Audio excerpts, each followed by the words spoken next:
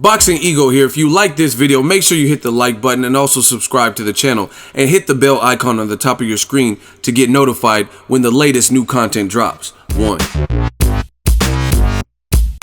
Team Povektin updates the fans on a potential Povektin versus Joshua fight and accidentally exposes Team Joshua in the process. Stay tuned. What up, fight world? It's your boy Ego, and I'm back with some more boxing. Make sure you smash the like button. Also subscribe to the channel for the latest and greatest in boxing. If you want to become part of the gang notification gang, please hit the bell icon. Shout out to the super chat channel donations, the Venmo donations, and the Patreon family. We working. Now, new media is on the case. You got to be on your detective shit in this day and age in the sport of boxing. Ego's army is definitely strong. Now, Alexander Povektin, his team and promoter, World of Boxing, Ryabinski is the man, tycoon, money man behind that movement. And he was updating his fans, Povektin fans, on a potential fight with Joshua. As you guys know, Povektin is the WBA mandatory for Joshua, who holds that title. And this is the tweet. Very simple. We've come up with a very good financial proposal for Eddie Hearn to bring the Povektin versus Joshua fight to Russia, as well as with our conditions to host the fight in the UK.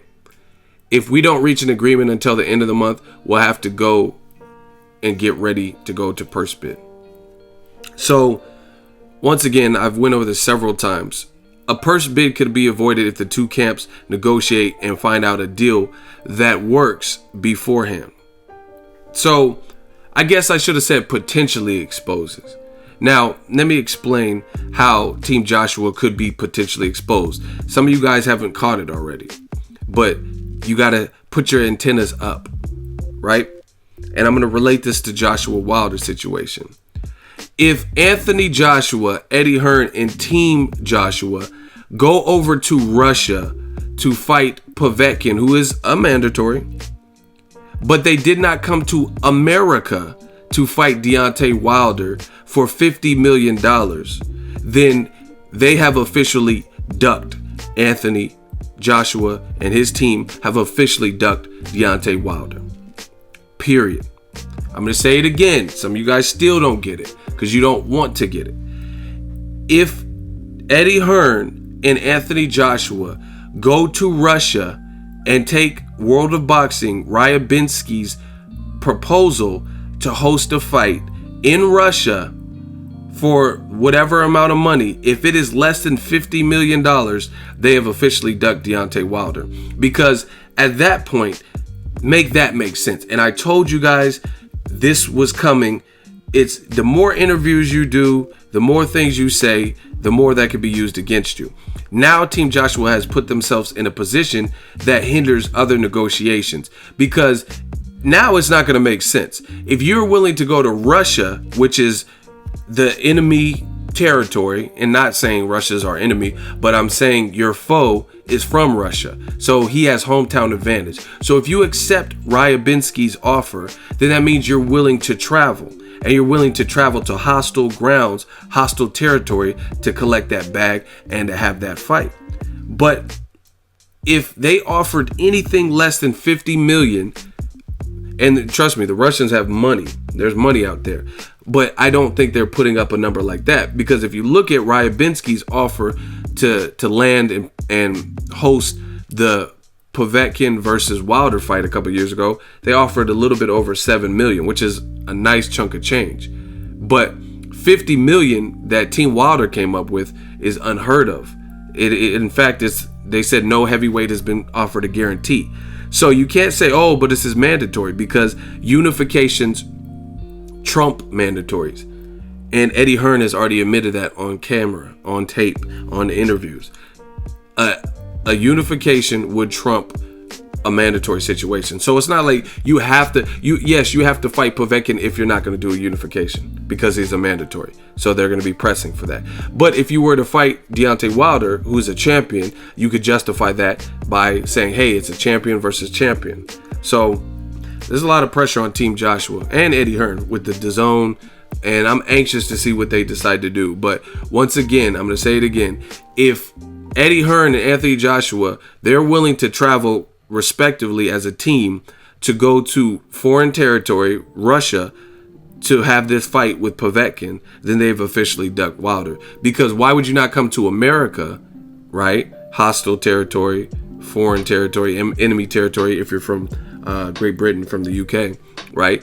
To collect $50 million in a unification, but you're willing to fight Povektin in his homeland for X amount of money. Again, I don't know how much they offered him, but it's going to be very interesting to see this unfold. And there's literally no explanation that I can think of that is acceptable if you fight Povektin in Russia, right? And the thing about it, it's not even that it's a bad fight. I'm not saying Povektin versus Joshua is a bad fight, but you know the fight that the fans want, which is Joshua Wilder. So if you go over to fight Povektin in his homeland for less than 50 million, but you didn't want to collect 50 million to fight the champion, then we'll know you just like your chances versus Povektin better because you're willing to take less money and fight.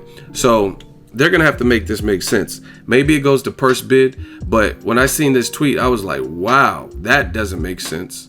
You know what I mean? If Joshua goes over to Russia, that's crazy, because when it came to America, man, the walls are closing in. And that's why you got to watch what you say. This day and age, you got to watch what you say. The whole basis that fans have had, and trust me, I understand boxing, I understand the politics and everything. Ryan Binsky is loaded. He got bread. He's, you know what I mean?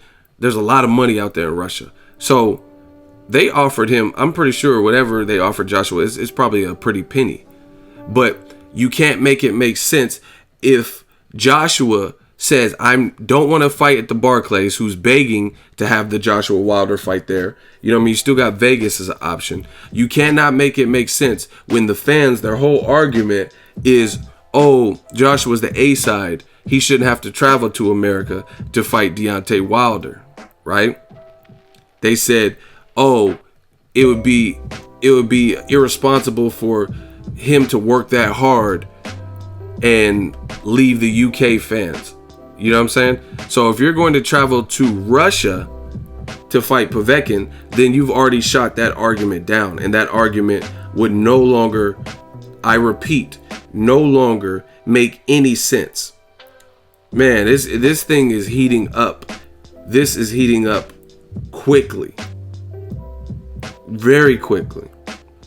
The whole basis of what everyone's been saying recently, Wilder's team sent a counter offer, and the only people who are still saying, oh, it's Joshua's, he has a right to turn down 50 million. The string they're hanging on to is the fact that the fight is offered in America, whereas Joshua has worked so hard to build his brand, so he should get the fight in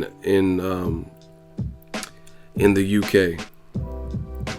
Crazy. So if you're willing to fight Povektin in Russia for whatever they offer, if it's less than 50 million, you ducked Wilder, because Russia's in Asia. So you can't come to America for 50 mil, but you can, let's say, go to Russia to fight Povektin for 15 mil or whatever they offered you. This thing is heating up. Make sure you smash the like button. Let me know your thoughts. Drop it in the comment section. Make sure you smash the like button as always. Hate, comment, and subscribe. Till next video is Ego signing off. So if you enjoyed this video and want more content like this on the channel, you can show your appreciation by going to the PayPal donate button or the YouTube support button. And you can donate any amount that you feel is equivalent to the value of this video. Much more to come. Thank you guys for your support. Boxing Ego, the future of boxing.